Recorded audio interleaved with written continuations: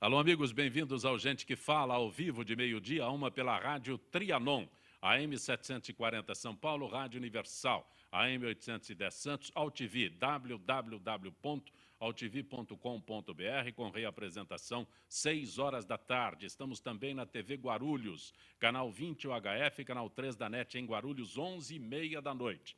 Visite o nosso blog, conheça nossos colunistas e colaboradores, gentequefala.com.br, nossa fanpage, Facebook/programa Gente que Fala. Você pode participar através do chat no site da AltV, WhatsApp 974012235 e um telefone que fica à sua disposição, 5052-6622. Participando desta edição de Gente que Fala, deputado Vitor Sapienza. Prazer tê-lo aqui, Sapienza. Prazer é meu, Mais próximo, por favor. Sabendo que essa mesa está recheada de palmeirenses. Filiado ao PPS. Também, mas isso faz com que amenize um pouquinho o fracasso de ontem. Né? Quer falar sobre futebol mesmo hoje? Não. É só para evitar que a gente fale depois. Sociólogo Getúlio Ranachiro, prazer tê-lo aqui. Prazer é todo meu, sobretudo participando dessa mesa tão seleta. Muito obrigado. Ranachiro, como alguém que tem formação como sociólogo se identifica tanto com os transportes quanto você? É que eu fiz pós-graduação em administração pública e uma das teses que eu apresentei foi ciência e tecnologia. Então, desde a época, isso foi no Chile, eu participei muito de eventos relacionados com ciência e tecnologia. Quando voltei para o Brasil, eu fui contratado pelo metrô. Não é? O metrô contratou um grupo exatamente para formar posteriormente a Companhia de Engenharia de Tráfego. E eu militei durante muito tempo na área na CET, na área de transportes, por isso. Também conosco a delegada Rose. Prazer tê-la aqui, delegada. Prazer é todo meu, Zancopé, e essa mesa não está só recheada de palmeirenses, não. Tem grandes corintianos na mesa e também aqui junto com a gente. Vocês são minoria hoje. Mas somos minoria felizes, melhor do que maioria muito triste, né? Delegada Mas é um prazer Rose, estar aqui, vamos mudar Zancopé. de assunto. Delegada Rose, a senhora é presidente do Conselho Estadual da Condição Feminina. Isso. Nós estamos trabalhando bastante agora, porque nós estamos preparando a 4ª Conferência Estadual de Política para Mulheres. Já fizemos 3, elas acontecem de 4 em 4 anos, e nós estamos agora preparando a nossa conferência estadual, aí trabalhando nas políticas públicas de mulheres e tendo dos municípios, inclusive, esse mesmo trabalho. Desde que a senhora foi titular da primeira delegacia da mulher, governo Mário Covas, se não me engano. Não, governo Montoro. Governo Montoro. 30 anos atrás, no dia 6 de agosto, a primeira delegacia da mulher fez 30 anos. Mas já. Mudou alguma coisa? Claro que mudou, né? Eu acho que eu sempre digo que a primeira política pública para mulheres efetiva que aconteceu nesse estado, eu diria até nesse país, foi a criação da Delegacia de Polícia de Defesa da Mulher. A partir de tudo que se levantou através do trabalho da Delegacia da Mulher, outras políticas públicas foram acontecendo. E a nossa grande vitória, que foi aí a Lei Maria da Penha, a Lei 11.340, que também já vai lá para os seus 9 anos. Então, eu acho que mudou bastante, sim. Infelizmente, a violência parece que é alguma coisa que continua sempre, né, infelizmente, dentro das famílias, mas nós hoje já temos mecanismos muito maiores do que nós tínhamos naquela época. Jornalista Ronaldo Lopes. Prazer tê-lo aqui, Ronaldo. Prazer é todo meu, uma satisfação muito grande, e estamos aqui também para reforçar a bancada corintiana. Não é uma bancada só de palmeirenses, não. Temos aqui também os corintianos. É que o Getúlio é palmeirense também. Para aqueles que ouvem a tua voz, eu devo identificá-lo como Ronaldo Pantera Lopes? Perfeitamente. Ainda em atividade? Ainda em atividade, nós estamos lá fazendo os boletins policiais na Rádio Capital, e a apresentação máxima nossa geralmente é a parte da madrugada. Sim. Então, eu sou um repórter policial coruja, podemos dizer assim, apesar de ser o Ronaldo Pantera. Muito tempo como repórter rodoviário, repórter policial, isso é uma identificação muito grande. Sim, estou na área policial desde 1972. Não precisa falar isso. Fiquei como repórter rodoviário durante 4 anos e, inclusive, quando eu estava no início da carreira como repórter rodoviário, o Zancopé Simões apresentava, eu vou até contar esse caso, Zanca. O Zancopé Simões, ele apresentava um boletim rodoviário e ele, sabedor de que eu estava iniciando como repórter rodoviário, ele me perguntou onde ficava a rodovia Comandante João Ribeiro de Barros. Só que tinha um detalhe, eu não tinha a mínima ideia de onde ficava essa rodovia. Eu disse, a minha resposta foi a seguinte: continua no mesmo lugar. Eu disse para você não falar a data, porque aí, como somos contemporâneos, identifica logo o tempo que trabalhamos juntos. Ele falou de 72, é por esse período. Ele, Afanásio Jazade, Foi Zé quando eu Nelo entrei na Marques. polícia. Eu entrei na polícia em 72. É bom não falar data. Olha, o governo federal tentará destituir o ministro Augusto Nardes da relatoria das contas de 2014 da presidente Dilma Rousseff. A ofensiva ocorre a 3 dias do julgamento das contas do Tribunal da União, marcado para a próxima quarta-feira. Essa passou a ser a principal estratégia para tentar adiar o veredito no tribunal, que deve votar pela rejeição das contas de Dilma. A oposição pretende usar o parecer para embasar o pedido de impeachment da presidente. Vitor Sapiens, delegada Rose, Ronaldo Pantera, Getúlio Ranachiro, por quem? Vitor? Pode ser. Eu vou citar uma frase da nossa presidente, quando ela disse que valia tudo para se eleger, e valeu tudo mesmo. Infelizmente, eu acredito que faça a minha experiência antes de ser deputado, eu fui fiscal de rendas, eu acho que o Tribunal de Contas tem uma falha também, porque ele devia ter advertido como estava caminhando as coisas no curso do ano de 2014. Teria evitado uma série de problemas. Eu acredito que, infelizmente, com essa composição de ministério, não vai ter sucesso a recusa das contas da presidente, porque aconteceram fatos muito mais graves do que as contas e não aconteceu nada. Então, dentro desse quadro, eu entendo que, depois dessa composição de ministério, nós temos um presidente de fato e uma de direito. De fato, o Lula praticamente assumiu a presidência do governo e, com toda sinceridade, nessa mistura, depois que você ouve o ministro da Saúde dizer que vai cobrar o CPMF na entrada e na saída dos valores, com toda... Eu não sei onde é que ele vai buscar tanto recurso, e a gente sente que nós estamos, infelizmente, Zancopé, à deriva. Eu acho que as contas no Tribunal de Contas vão ser rejeitadas, porém, quando chegar no plenário, vai se dar um jeito e vai se passar uma borracha sobre isso. Ranachiro. O Tribunal de Contas da União, bem como os tribunais de contas dos estados e municípios, são órgãos auxiliares do Poder Legislativo. Não é? A forma como este tribunal é preenchido, a mim me parece que já tem um pecado capital. Não é? Deveria ser um órgão estritamente técnico, que realmente faça avaliação séria, correta, crítica das contas da União, dos estados e do município. Eu acho que não é bem isso que acontece. Há muitos fatores políticos que intervêm nesse processo. Mas eu acho um absurdo a presidência da República, não é?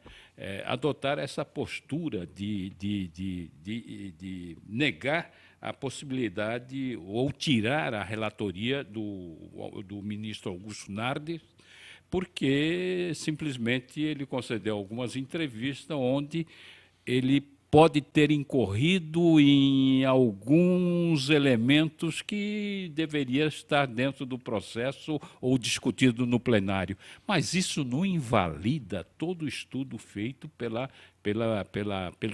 área técnica do tribunal.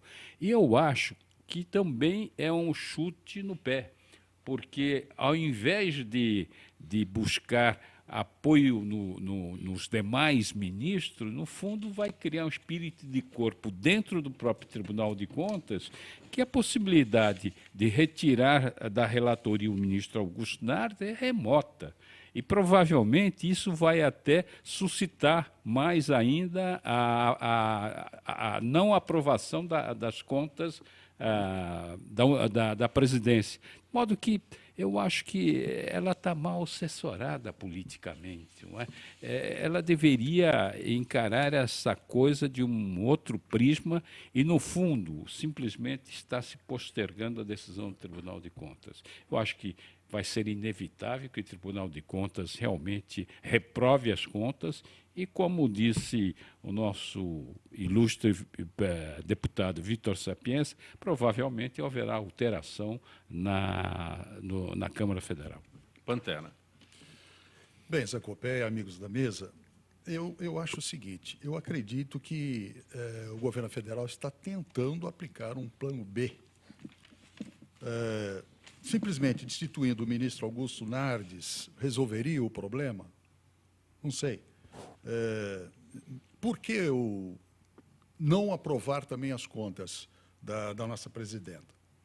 Eu acredito que não vai acontecer isso, mesmo porque vai ser uma coisa totalmente não pensada pelo governo federal.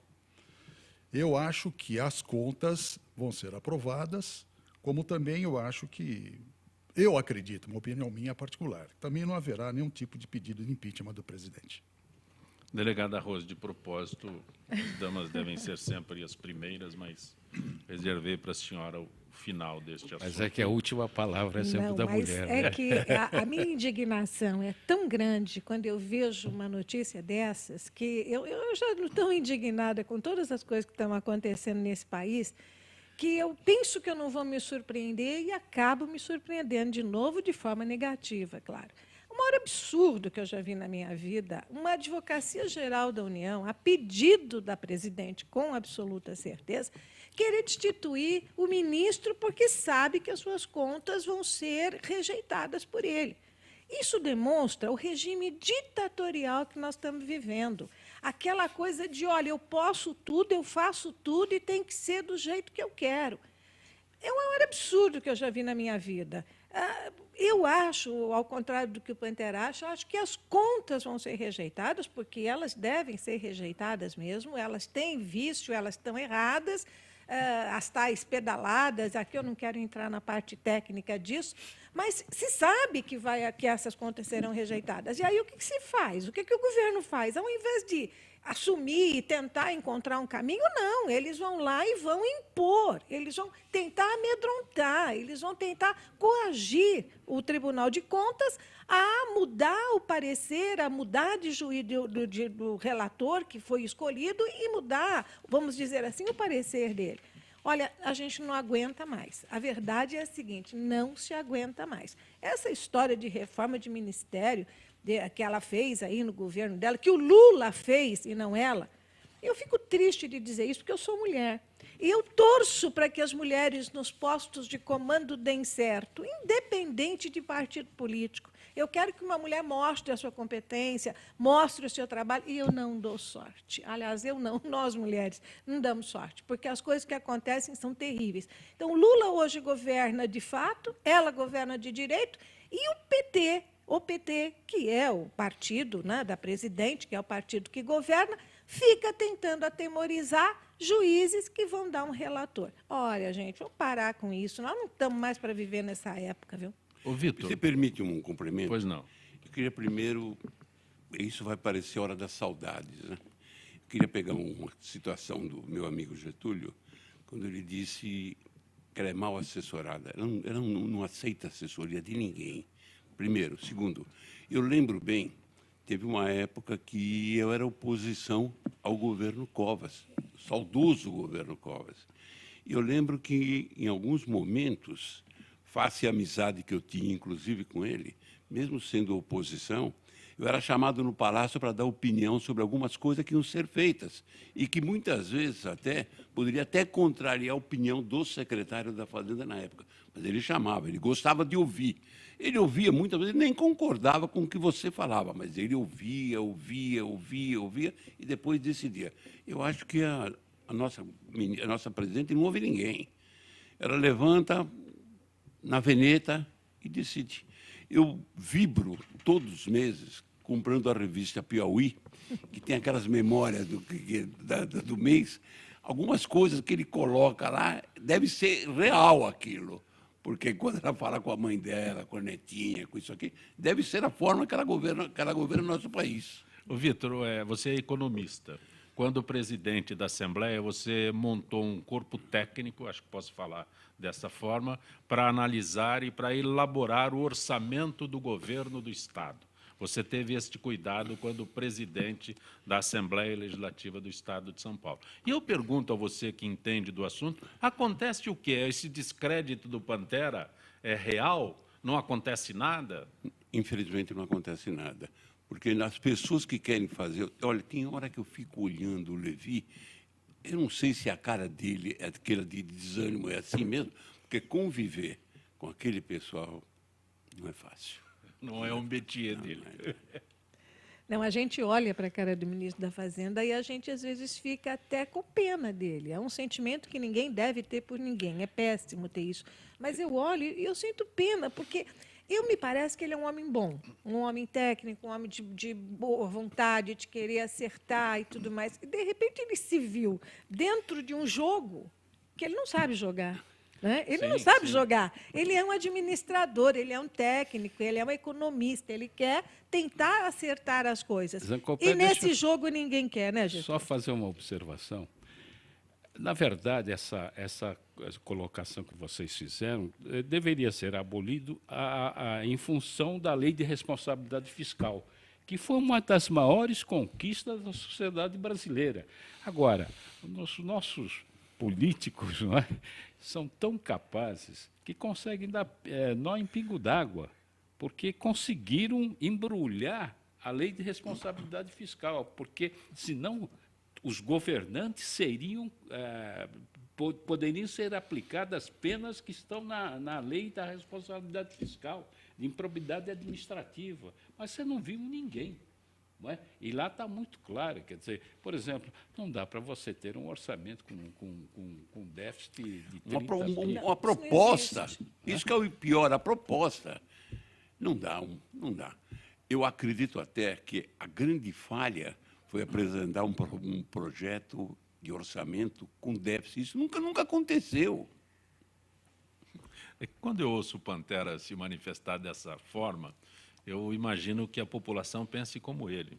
Apesar de jornalista, de então tanto deixa eu tempo, dar ele não... alguma pitada de otimismo. A verdade é o seguinte, bem ou mal, algumas das nossas instituições estão funcionando e estão se aperfeiçoando. Quando você viria neste país um presidente de uma empreiteira, maior empreiteira do Brasil, está 4 meses preso. No passado, ele pegaria o telefone, ligaria para o presidente da República, diria: o que está acontecendo? Alguma coisa está passando lá na delegacia tal. Por favor, tome providência. E tomava. Tá certo? Hoje, o cara está preso há 4 meses. Você pega Zé Dirceu, foi condenado 2 vezes, foi o segundo homem mais importante deste país. Você pega os tesoureiros do PT, PT que está o partido do poder. Quer dizer, então, alguma coisa está acontecendo nesse país que dá um pouco de otimismo, de esperança, não é? Mas, secretário, não seria um boi de piranha? Hein? Não seria um boi de piranha? Olha, eu acho que então uma boiada, não um boi, porque foram 2 tesoureiros, foram 2 presidentes do partido, mais os demais, vários... Presidente da Câmara Federal. Pois são 37 acusados no Lava Jato na primeira fase. Eu concordo, nós não chegamos ainda mas ao final ainda, do na minha opinião, eu acho pouco. Não, é verdade, é pouco. Pelo que fizeram, é pouco, mas... mas dá uma réstia de esperança, no sentido de que, pela primeira vez no país, você vê empreiteiras, construtoras, banqueiros que têm poder de recurso muito forte, ser condenado e estar lá na prisão como um preso comum qualquer. Entendeu? Quer dizer, eu tive alguns dias na prisão, na época de estudante, essa coisa toda, e sei o que é isso. Bom, Entendeu? pelo menos Agora, é um começo, né? É um começo. Então, é o começo. Delegada Rose, a senhora fez referência aos novos ministros que estão sendo empossados. Jacques Wagner, Casa Civil, não vou ler todos não, mas só os amigos. Jacques Wagner na Casa Civil, Aloysio Mercadante na Educação, Aldo Rebelo na Defesa, quem mais tem aqui? Helder Barbalho nos Postos, Ricardo Berzoini, Secretaria do Governo, Miguel Rosseto no Trabalho e Previdência, alguns outros nomes menos citados aqui, menos conhecidos, mas esses são os amigos que ocupam os 10 novos ministérios, delegada Rose. A senhora fez referência a essa posse? O que eu quero dizer é o seguinte, nessa mexida, né, nessa tentativa de sair da crise que está vivendo com o Congresso Nacional, a presidente tinha que diminuir. Essa coisa de diminuir, vocês me desculpem, viu? Porque, na minha opinião, não diminuiu nada. Se você pega daqui e põe para ali, você está levando toda a estrutura para o mesmo lugar. Você só não está pagando mais o ministro que baixou 10% do salário dele, mas que é uma gota d'água no oceano. Mas o que deixou, principalmente nós mulheres, né, e nós que militamos nessa área da luta pela mulher, pela igualdade e tudo mais, é que nós conseguimos uma vitória muito grande, que foi justamente a Secretaria Nacional de Política para Mulheres, que tinha status de ministério, e que é muitíssimo bem dirigida pela ministra Eleonora Meneguzzi. Tínhamos a Secretaria de Igualdade Racial e tínhamos a Secretaria de Direitos Humanos. São 3 secretarias eminentemente sociais, com estrutura pequena, cargos muito poucos, e que estavam fazendo, eu falo aqui pela Secretaria Nacional de Política para Mulheres, um trabalho magnífico em política de mulheres. O que acontece? Na hora de passar a faca, você passa a faca onde? Você passa a faca nas mulheres. Novamente, nós passamos para a segunda categoria. Quer dizer, uma luta, uma vitória que se conseguiu, e uma mulher, presidente da República, que é aquela que extingue a secretaria, que deixa da secretaria de ter um status de ministério, que vai juntá-la lá no guarda-chuva do Ministério da Cidadania, que coloca uma mulher negra para tentar dar uma satisfação, né, tanto para a Secretaria de Igualdade Racial quanto para a Secretaria Nacional de Política para Mulheres, que está se preocupando. Ah, meu Deus do céu, mas será possível que nunca, nunca nós vamos conseguir fazer com que essas secretarias, que são secretarias sociais, e eu falo aqui especialmente da Secretaria Nacional de Política para Mulheres, continuassem com o status que está? Como é que você vai chegar agora no Estado e vai falar para o teu governador, governador, você tem que ter uma Secretaria da Mulher? Como é que você vai chegar lá no município e vai falar para o prefeito, prefeito, tem que ter uma Secretaria da Mulher? Ele vai olhar para a gente e vai falar, mas como? A tua presidente cortou lá a secretaria com status de ministério. Para nós, mulheres, eu digo que foi uma grande perda. Realmente, para nós, foi uma derrota. Vitor está mais próximo, Vitor. Qualquer semelhança é mera coincidência. Eu vou fazer uma comparação futebolística. Não se inspire eu vou fazer. Quando você vê os nomes do ministério, você compara com os nomes da Seleção Brasileira de Futebol e compara com os jogadores do Palmeiras. Eu vinha vindo para cá e foi me dito o seguinte, aquele lateral esquerdo do Palmeiras, como é ruim. Eu perguntei, como é o nome dele? Ele falou, eu também não lembro. Então, dentro desse quadro, quem teve? A Seleção Brasileira que tem os nomes que tem. O Palmeiras que teve os craques que teve. Olha, você olha para o ministério da Dilma, é mais ou menos, quem é esse cara? Tem alguns que há pouco tempo largaram um pau violento nela, favorável ao impeachment. Como é que esse cara vai frequentar uma reunião e olhar nos olhos da presidente? Como é que ela pode ter confiança nessa pessoa? Não dá. Olha, eu faço minhas palavras da delegada Rose, ela encarou a parte social, e eu já começo para Gáudio, do Getúlio, que olhou para mim, eu começo a fazer uma comparação desse ministério com a Seleção Brasileira, de repente você fala, quem que vai jogar mesmo no gol? E quem é aquele cara? Não dá. a descrença é muito grande.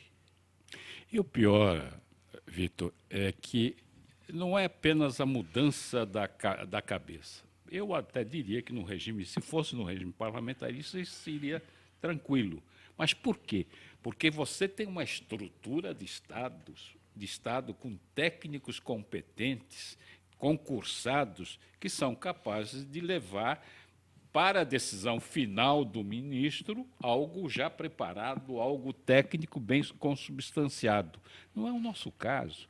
Você, então, muda a cabeça, mas não muda o resto. Tá certo? Quer dizer, eu não sei, eu tenho quase certeza que provavelmente abaixo do ministro os partidos nem sequer vão nomear o chefe de gabinete, continuam sendo do PT. Eu espero que não. Não é? Mas a história mostra que a administração do PT foi assim, quer dizer, você muda a cabeça, mas você não tem direito de nomear o chefe de gabinete, sim, nem a sua secretária particular.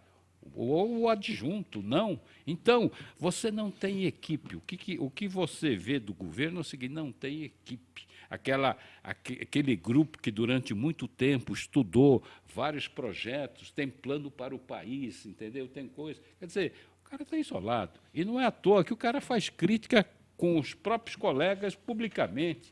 E falta também de autoridade. Quer dizer, eu garanto que alguns dos políticos, ex-executivos, se houvesse essa discordância entre secretários, entre ministros, ele mandaria demitir os dois na hora. Ai.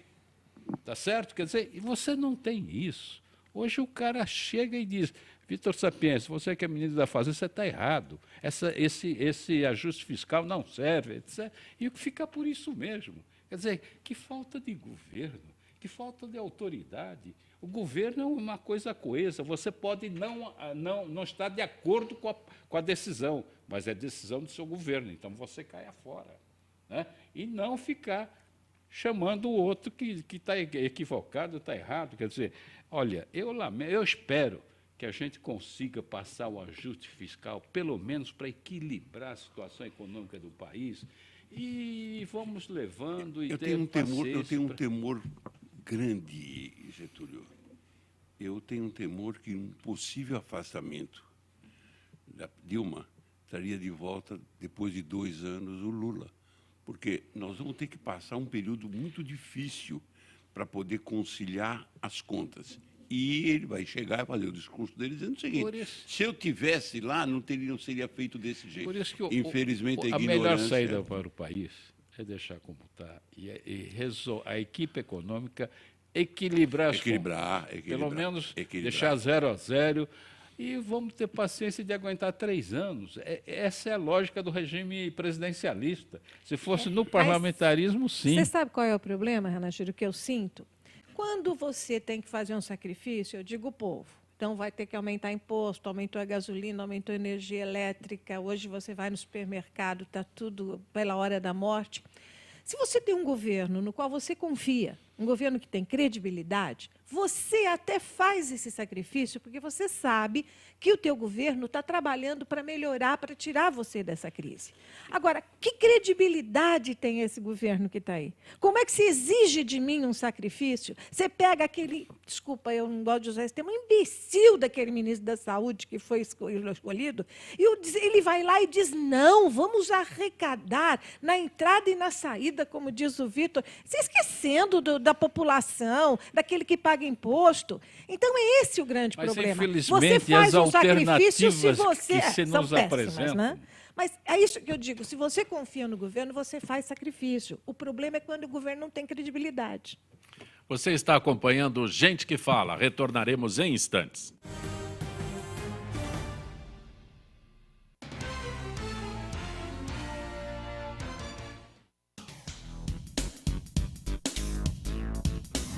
Sim, meus amigos, muito prazer, sou Sérgio Oliveira e estou aqui para lembrar vocês que toda segunda-feira, 9 horas da noite, eu estou aqui na TV da internet com o Futebol Alternativo TV.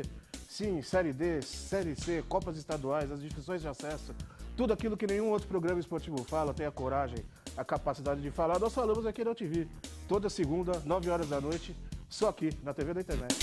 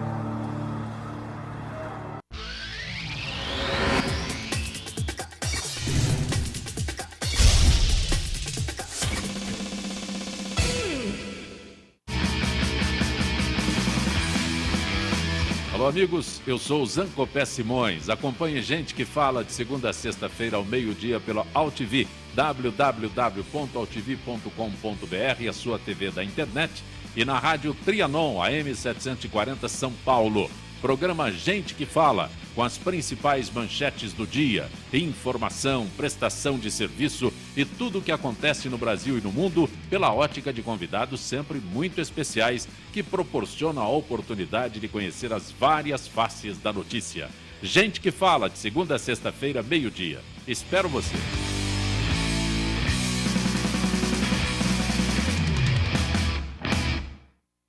Antes, e assim, eu não sabia quase nada. Não sabia ler nem escrever. Se me perguntasse alguma coisa de matemática, eu ficava... Assim, eu me sentia muito atrasado. Entrei no Acelera, aprendi a ler, a escrever, um bocado de coisa. Eu sinto vontade de fazer muita coisa. Você fazer conta como sabia, você fazer tudo que eu nem sonhava de aprender. O Acelera Brasil me incentivou muito a estudar, sem querer ser alguém mesmo na vida. Ser famoso também. Agora eu tô estudando, tô feliz da vida. Pra ser alguém na vida, tem que estudar.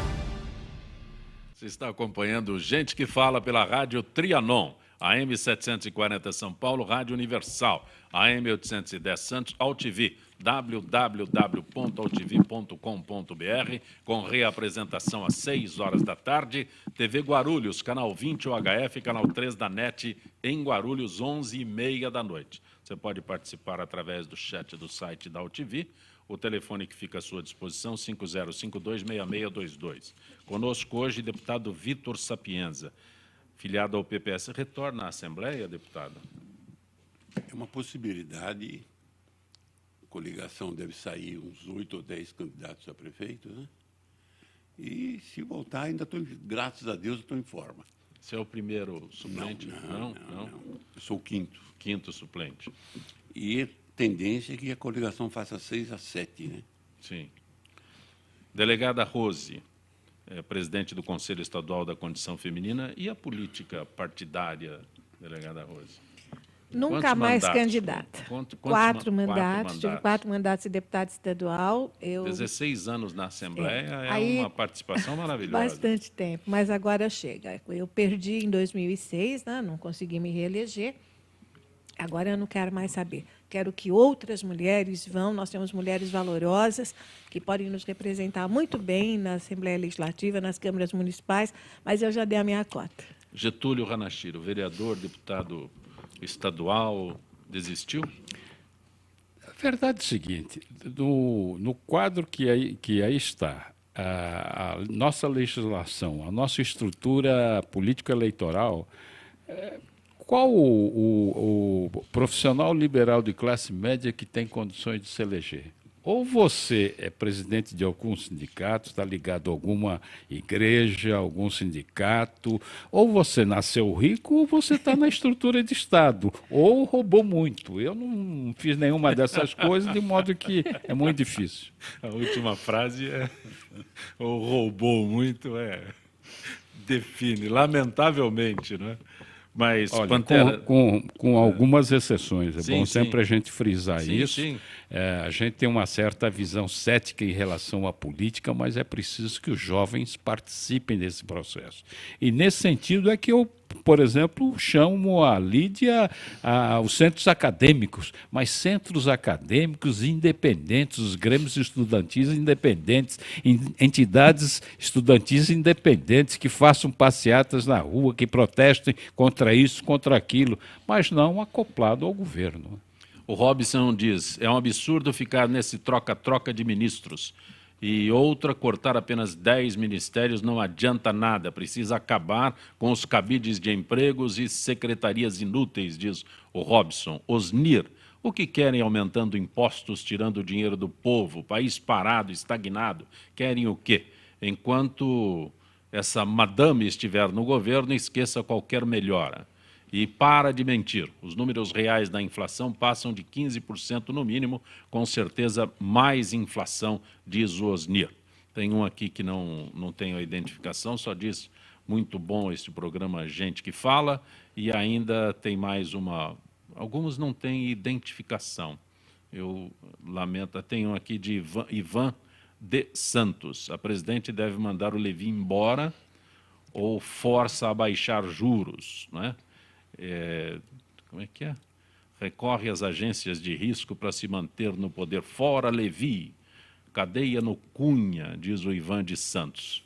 E tem mais um aqui, não tem a identificação, então os que não têm identificação, eu lamento, mas no registro tem Victor da Lapa, dívida federal 3 trilhões, reservas internacionais 380 bilhões. Esse governo é bem incompetente, diz o Victor da Lapa. Pantera, eu evitei perguntar sobre política, você acha que nem filiação partidária tem, né? Não tenho nenhuma.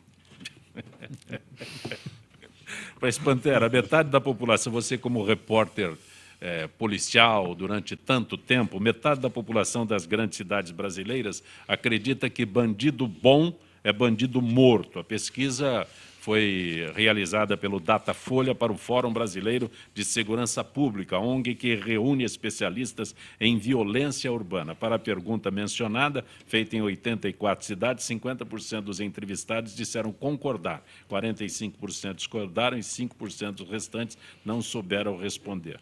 Esta ONG que fez a pesquisa, acho que se decepcionou com o resultado. Eu também concordo. Bom, eu particularmente, Zancopé, amigos da mesa, amigos ouvintes, eu faço parte desses 45% que discordaram que bandido bom é bandido morto. Eu acredito que bandido morto, evidentemente, durante um confronto, quando não se tem mesmo meios, e ele vem a óbito no confronto com a polícia, é uma coisa. Execução é outra. Infelizmente, o nosso sistema carcerário, eu acredito que esteja, assim, falido. Por quê? Nós não temos um trabalho para que esses presos sejam recuperados. Nós não temos uma forma de trabalhar esses detentos para que ele possa voltar à sociedade. Isso já começando na própria Fundação Casa. O que nós acompanhamos na Fundação Casa, recentemente nós tivemos aí várias fugas. Nós não temos, assim, um trabalho para que seja do menor infrator, do adolescente infrator, para que ele seja lapidado para trazê-lo para a sociedade. Mas o que acontece? Pega, joga lá e larga. Ele vai se aprimorar no quê?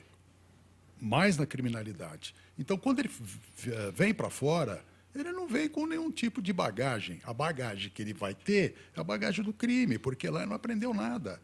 Não se dá, o Estado, o próprio governo federal, não dá-se uma infraestrutura, não dá uma condição de uma forma que esse preso ou esse adolescente infrator seja lapidado para que ele possa voltar à sociedade.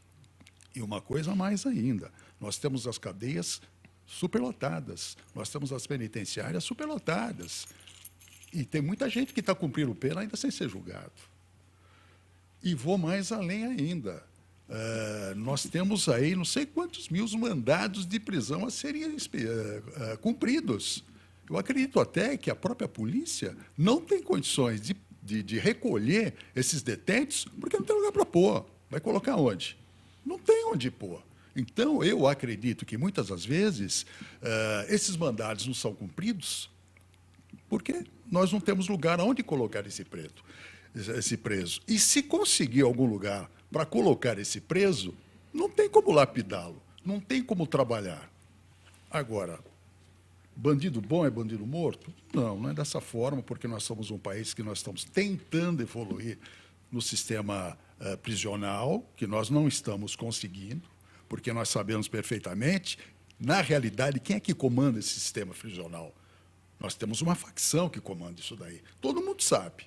E todo mundo sabe também que existe algum acordo para que muitas coisas não aconteçam. Então, se existe esse acordo, eu acho que um acordo deveria fazer com que esses presos fossem melhor trabalhados para que ele voltasse à sociedade. Nós tivemos agora, recentemente, um cidadão que ficou 17 anos preso, foi colocado em liberdade, você viu o que ele fez no Jardim Alba. Foram 6 pessoas executadas, 6 pessoas mortas, não se sabe se tem mais o quê. Esse preso, ele foi devidamente trabalhado, ele foi devidamente analisado, ele foi psicólogo, psiquiatra, sei lá o quê, médico, alguém deu uma autorização que ele estava capaz de vir de volta para a sociedade. Ele está aí recentemente, ficou 17 anos preso, saiu da cadeia para matar 6 pessoas, por enquanto, até agora, que acharam. Delegada? Eu acho que a pesquisa ela reflete muito o momento, né, de medo, de pânico que a população está vivendo. Então, quando você assiste, quando você vê esses assaltos, esses latrocínios, vê vamos dizer assim, a agressividade, né, dos bandidos em cima das pessoas, as pessoas perdendo a vida aí estupidamente porque o bandido achou que ela ia reagir ou alguma coisa nesse sentido. Então, isso vai causando, dentro da população, uma revolta muito grande, né, com o que está acontecendo. Então, quando vai uma pesquisa dessa, é claro que a resposta tem que ser essa. Eu concordo com o Pantera, isso não é o caminho, não deve ser desse jeito. Como ele disse, quando existe o confronto, e eu fico muito danada quando eu ouço a polícia militar matou. A polícia militar não mata. A polícia militar ela age para defender a sua vida e o seu patrimônio. Então, na realidade, houve a reação e a polícia militar teve que reagir para defender o seu patrimônio. Isso aí é dessa forma que tem que ser. Também sou totalmente contra essa coisa de execução que nós vimos no Rio de Janeiro recentemente. Mas a verdade é essa, né? É um pouquinho de você não ressocializar preso, mas é um pouquinho também, gente, da situação da família no nosso Estado. As famílias estão deterioradas, as famílias acabaram. Então, o que nós estamos vendo hoje é que a violência está crescendo dentro de casa e se especializando na rua.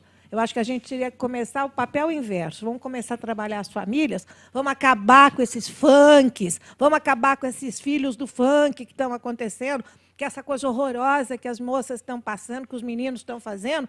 Vamos melhorar um pouquinho a situação familiar, que tudo é uma decorrência daquilo que você tem dentro da sua casa.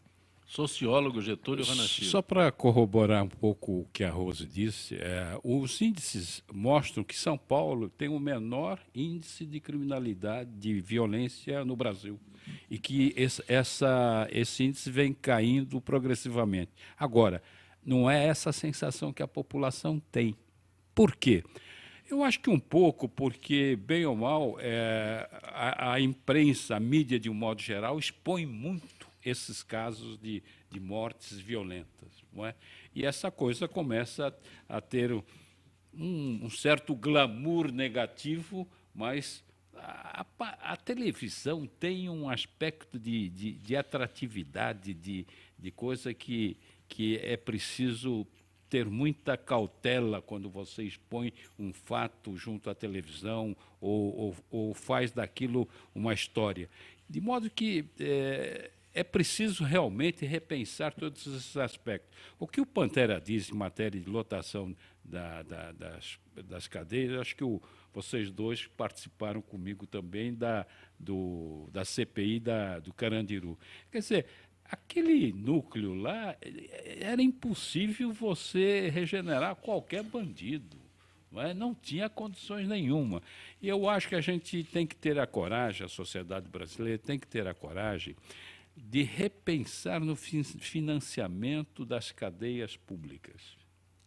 Eu acho que está na hora de a gente começar a pensar de uma forma mais audaciosa em termos da PPP, em termos de... Por quê? Porque, na verdade, é o seguinte, há uma demanda muito clara por novas vagas nas cadeias brasileiras, de um modo geral. Mas nós não temos recursos. Tá certo? Quer dizer, ou colocamos recursos nas cadeias públicas ou tiramos das creches. Hoje esse é o dilema do Brasil. Quer dizer, ou ampliamos as vagas em sacrifício das creches, dos hospitais, até mesmo, só não se sacrificou ainda a aposentadoria.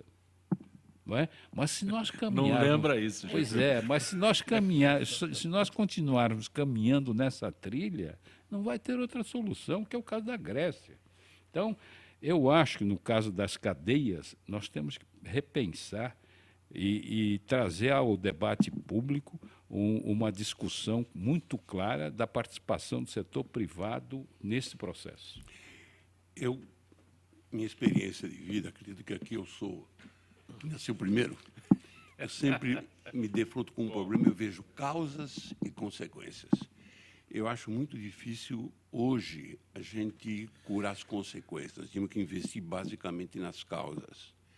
Eu lembro bem, e aí vou fazer uma crítica à imprensa, de forma geral, eu lembro bem a questão de uns 10 anos, num debate sobre esporte.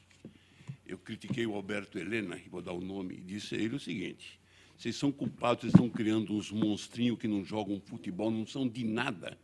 Isso vai calhar, isso no futuro vai causar a nós um grande problema. Vocês estão projetando craques que não são, e ele ficou muito bravo comigo. Então, hoje eu vou aproveitar e criticar a nossa imprensa. A nossa imprensa tem solução para tudo.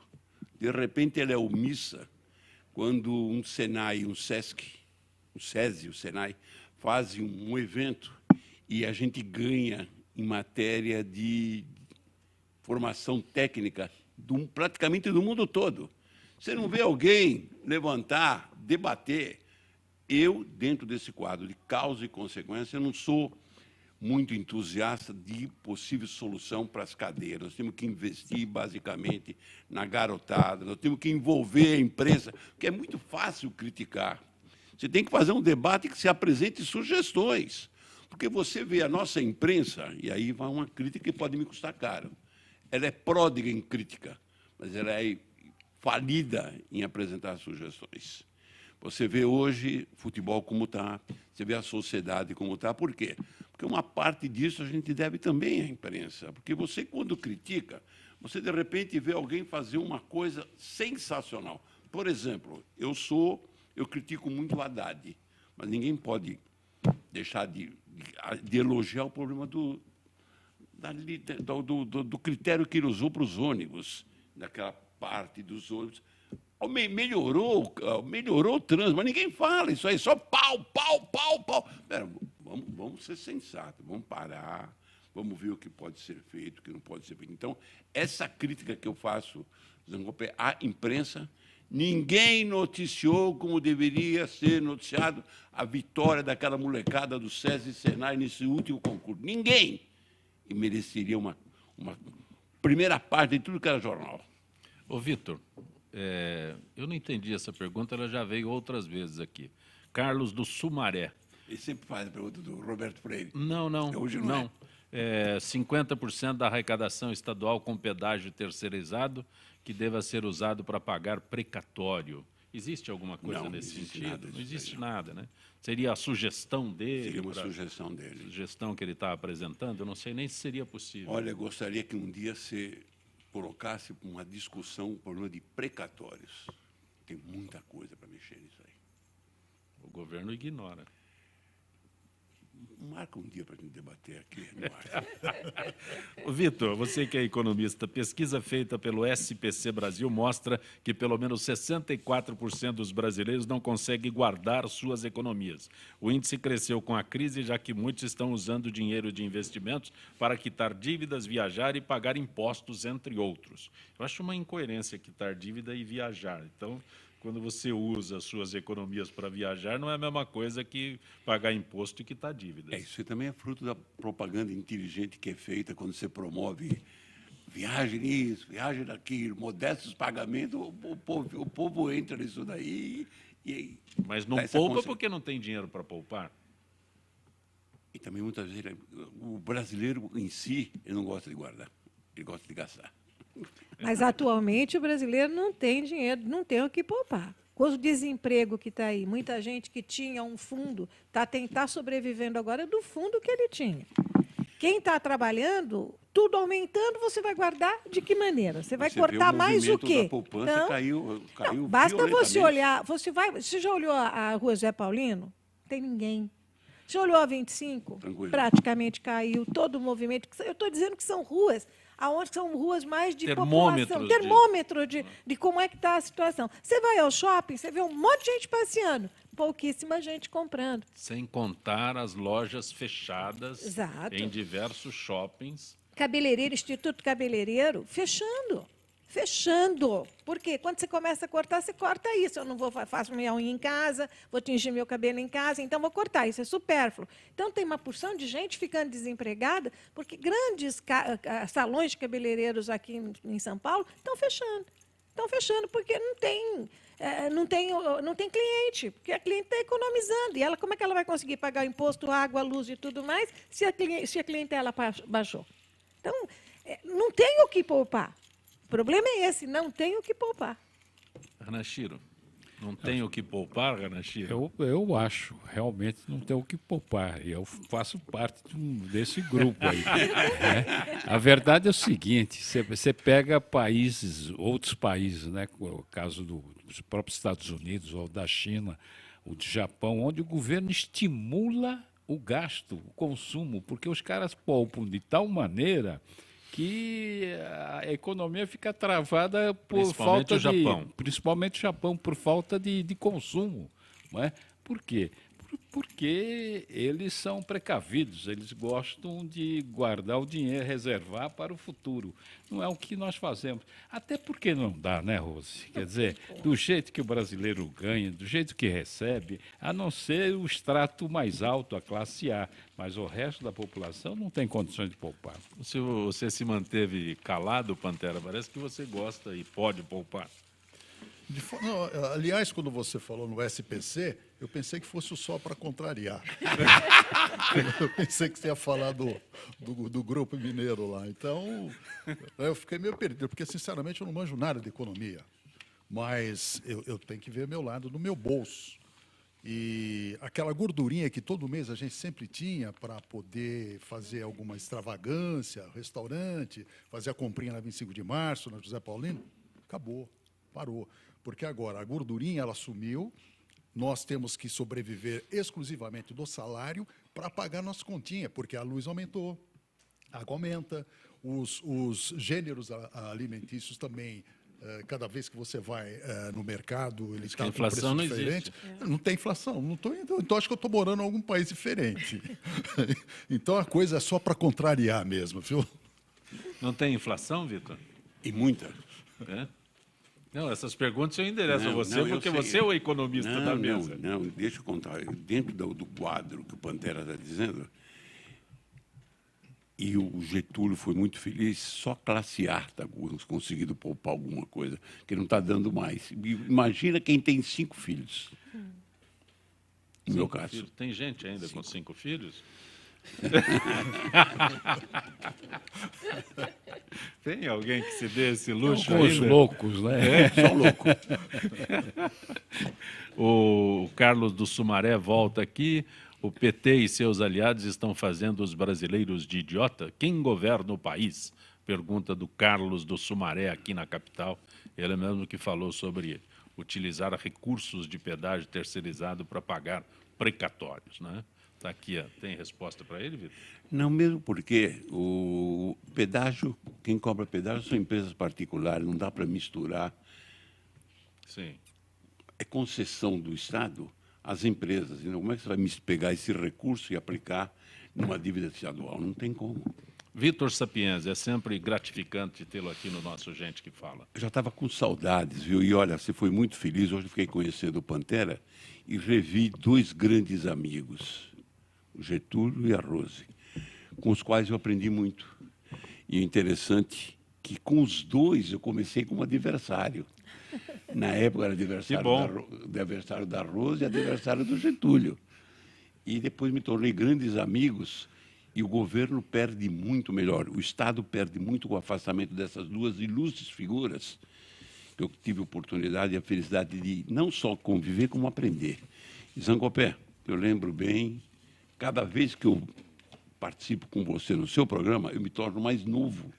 Eu fico mais entusiasmado para continuar a viver. Me convide, por favor, mais vezes, tá? Que não seja nos dias sequentes daqueles. Que não seja numa segunda-feira, seja na quarta, na quinta. Delegada Rose, é sempre gratificante tê-la aqui. Olha, é um prazer para mim estar com vocês, principalmente nessa bancada de hoje, revendo grandes amigos. E, olha, estou sempre às ordens. Eu adoro participar de gente que fala. Getúlio Hanashiro. Para mim também foi um imenso prazer estar presente nessa bancada e, sobretudo, com a participação do nosso amigo Vitor Sapienza, que sempre me manda uns convites lá da comunidade italiana, mas eu, por constrangimento, quase não vou, porque vou ser um intruso naquela comunidade. E a Rose, a delegada Rose, que sempre admirei como mulher, como parlamentar e como delegada, a primeira delegada da Delegacia da Mulher. E agora o nosso companheiro Pantera, que realmente revelou ser uma fera em alguns temas que nós discutimos aqui. Ronaldo Pantera Lopes aprendeu o caminho, espero que retorne outras vezes, Pantera. Só tenho a agradecer, muito obrigado, Zé Copé, obrigado também ao Fausto Camunha. E eu me senti tão pequeno aqui do meu lado, o secretário, o delegado Arroso, o deputado Sapienza, eu me senti aqui pequenininho. Mas numa bancada dessa, a gente se engrandece por estar ao lado de pessoas assim, de grande magnitude. Você falou 72 anos, aí dá 43 anos de convivência. Eu falei 1972, não falei 72 anos. Tinha 3 anos. Gente que fala tem a direção do jornalista Fausto Camunha, diretora de produção Zenilda Salvato, redação Raela Brandão, Pedro Schiavon, na pauta José Carlos Sicarelli, produção cultural Ricardo Godoy, na rádio Trianon, Benê, Cléo Rodrigues, Neildo Neres, Ricardo Valim, na direção da TV Guarulhos, Fernando Mauro, na direção da UTV, Alberto Luquete, na técnica James Eduardo, Marcelo Fontan, Sérgio Oliveira e Iago Matsumoto. Estaremos de volta amanhã, meio-dia. Gratos, até lá.